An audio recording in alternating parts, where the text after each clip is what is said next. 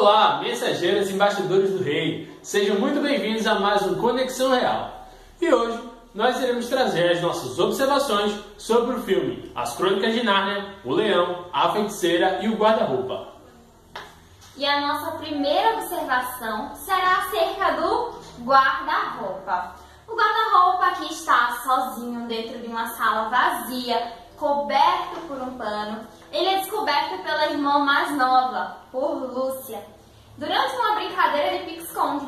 E ela vai entrar e dentro desse guarda-roupa ela vai encontrar um mundo totalmente diferente do mundo dela, que é o mundo de Nárnia.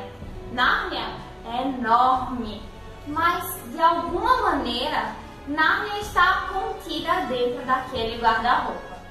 E o guarda-roupa vai simbolizar para nós a presença de um mundo espiritual, que embora enorme e ilimitado, ele pode ser contido dentro do nosso mundo natural. O céu, o próprio Cristo, seu reino são ilimitados, mas de alguma maneira estão presentes dentro da alma de cada um dos crentes. Isso não é lógico e Susana fala isso para o professor. Mas a sabedoria de Deus, ela é loucura para os homens. Mas para nós que confiamos, é poder de Deus.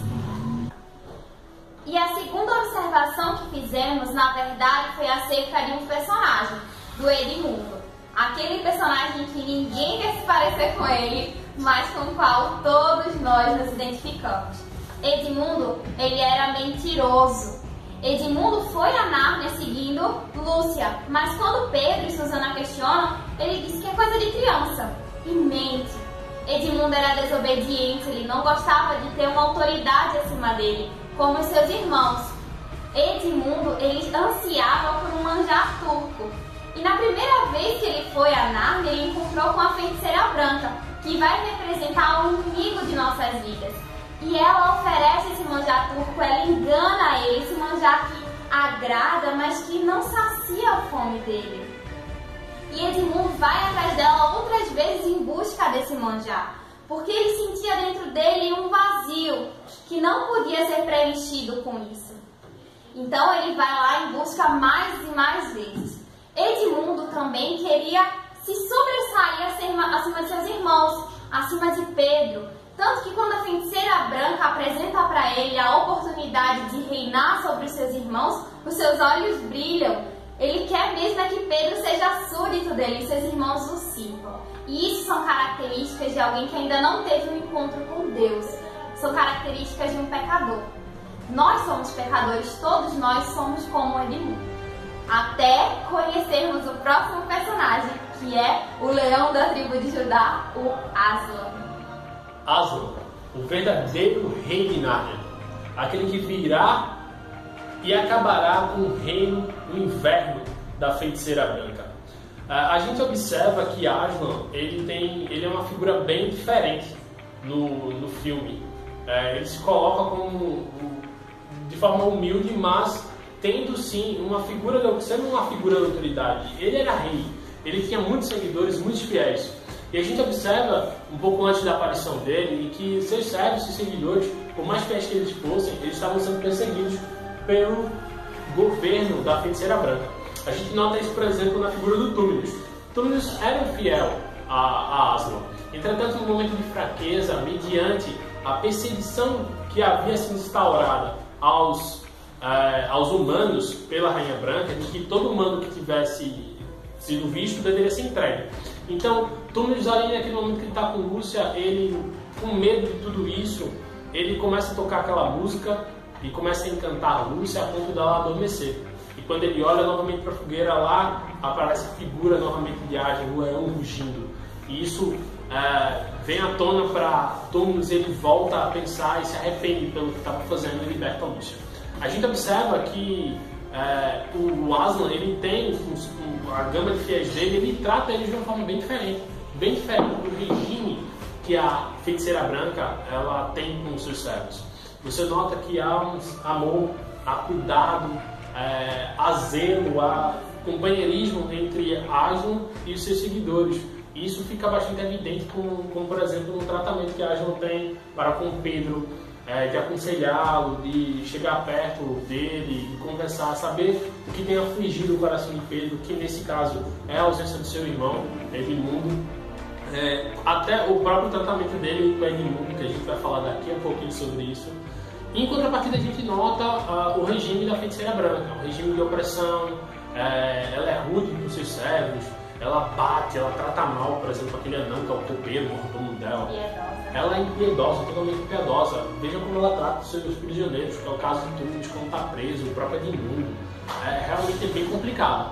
E essa figura do Aslan, ela traz uma figura que a gente está acostumado já a conhecer, a ouvir falar. A gente já conhece muito bem ele, que é a figura do nosso Senhor e Salvador Jesus Cristo.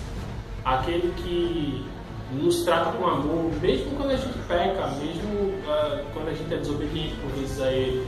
Ele tem compaixão por nós, assim como Aslan teve para com a vida de Edmundo. Isso é maravilhoso, isso é muito bonito. E esse amor de Aslan para com Edmundo, ele fica ainda mais evidente em algo que ele faz, que seria o sacrifício de Aslan para com a vida de Edmundo. E aí a gente já observa algo muito interessante sobre o sacrifício de Aslan. Ele é um sacrifício voluntário. Aslan vai para morrer no lugar de Edmundo sem que ninguém peça, sem que ninguém coloque isso diante dele. Ele se entrega, assim como Cristo se entregou por nós. Como está escrito em João, capítulo 10, versículo 18.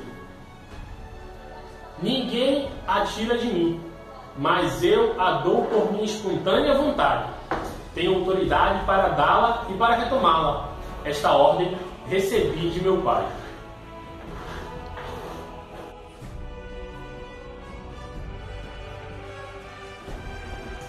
Uma outra característica que a gente observa no sacrifício de Aslan é que toda aquela dor, todo aquele sofrimento e até mesmo a morte, ela deveria ser colocada sobre a vida do traidor, que nesse caso é Edmundo. Mas Aslan se coloca de forma voluntária para sofrer no lugar de Edmundo. Logo, o sacrifício de Aslan também é substitutivo. Ele se colocou no lugar do pecador, no lugar de Edmundo. Assim como Cristo se colocou no meu e no seu lugar, para sofrer todas as dores que estavam reservadas para nós, pois nós que fomos desobedientes, nós que pecamos.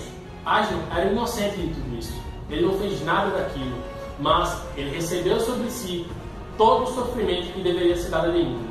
Jesus Cristo levou sobre si todo o sofrimento, toda a dor e a morte que deveria cair sobre mim e sobre você. Ele tomou para si. Como está escrito em Romanos, capítulo 5, versículo 8. Mas Deus prova o seu amor para conosco, em que Cristo morreu por nós, sendo nós ainda pecadores. E por fim, a gente observa uma outra característica no sacrifício de Aslan, é que quando ele morre, todo o peso que havia sobre o sangue de Edmundo, ele se acaba.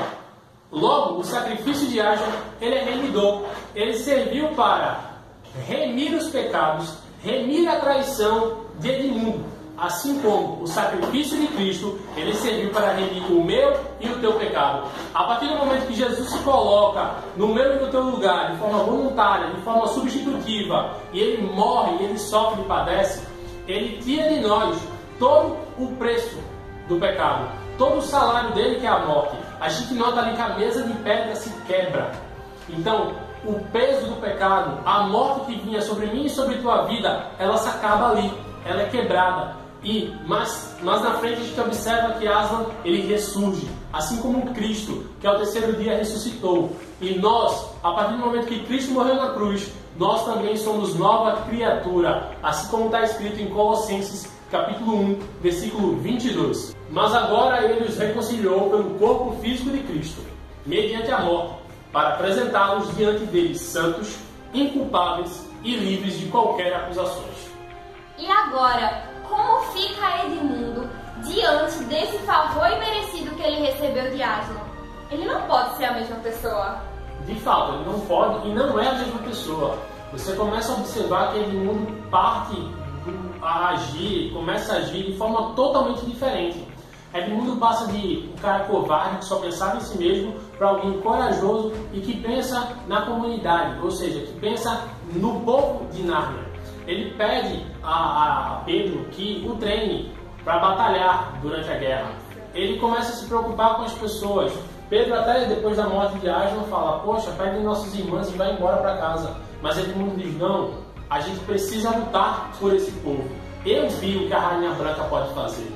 Eu vi como ela trata as pessoas. Então eu preciso, juntamente contigo, Pedro, lutar. A gente precisa lutar. Então a gente já vê aí tanto a parte da questão de como ele é corajoso e bravo, como a parte de ele não ser mais egoísta e pensar na comunidade, nas pessoas. Bem como também ele passa a aceitar Pedro como uma figura de autoridade. Pedro passa a ser o general do exército que vai de encontro à feiticeira branca, e Edmundo entende isso. Então você nota que a partir do momento que ele recebe, nós recebemos o sacrifício de Deus, automaticamente nós somos nova criatura. E como nova criatura, nós temos que ter uma vida diferente.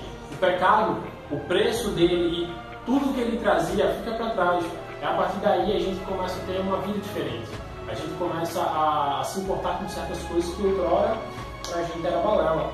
Então isso é maravilhoso. A transformação na vida de Edmundo é de fato um sinal do sacrifício de Aslan para com sua vida, bem como nossa vida hoje é transformada devido ao sacrifício de Cristo por cada um de nós.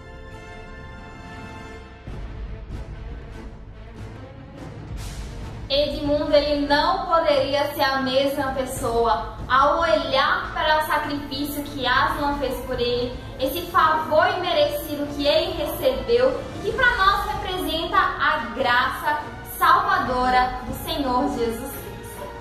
E agora a gente vai falar de um momento assim bem interessante para mim, que está lá no finalzinho do filme. Quando Aslan, junto com todos os narnianos, promovem uma festa de coroação para os 4 irmãos.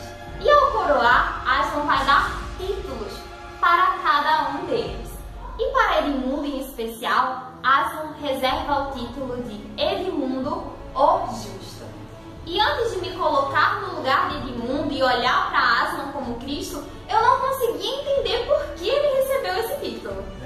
Mas agora, com essa nova perspectiva, nós entendemos que assim como Edmundo, todos nós somos justos, justificados. Através da obra redentora de Jesus Cristo, do seu sangue derramado na cruz do Calvário, Edmundo, nós tivemos os nossos pecados perdoados e podemos nos apresentar diante de Deus santos e irrepreensíveis. A cédula que era contra nós, ela foi rasgada e perante Deus nós somos justificados através do sacrifício do seu Filho, Cristo Jesus.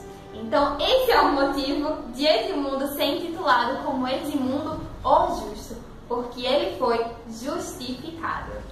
E como está escrito em 1 João, capítulo 1, versículo 9, se confessarmos os nossos pecados, ele é fiel e justo para nos perdoar os pecados e nos purificar de toda a iniquidade. Então era basicamente essa mensagem que a gente queria trazer para vocês. A gente acredita que o C.S. Lewis, ao escrever essa fábula, ele quis trazer essa mensagem, a mensagem principal, a mensagem do sacrifício de Cristo para com a vida do pecador e a transformação que ele nos traz a partir disso. Espero que vocês tenham gostado, espero que vocês tenham tido um momento bastante feliz com suas famílias ao assistir ao filme. Fiquem com Deus e até o próximo vídeo. Tchau, tchau!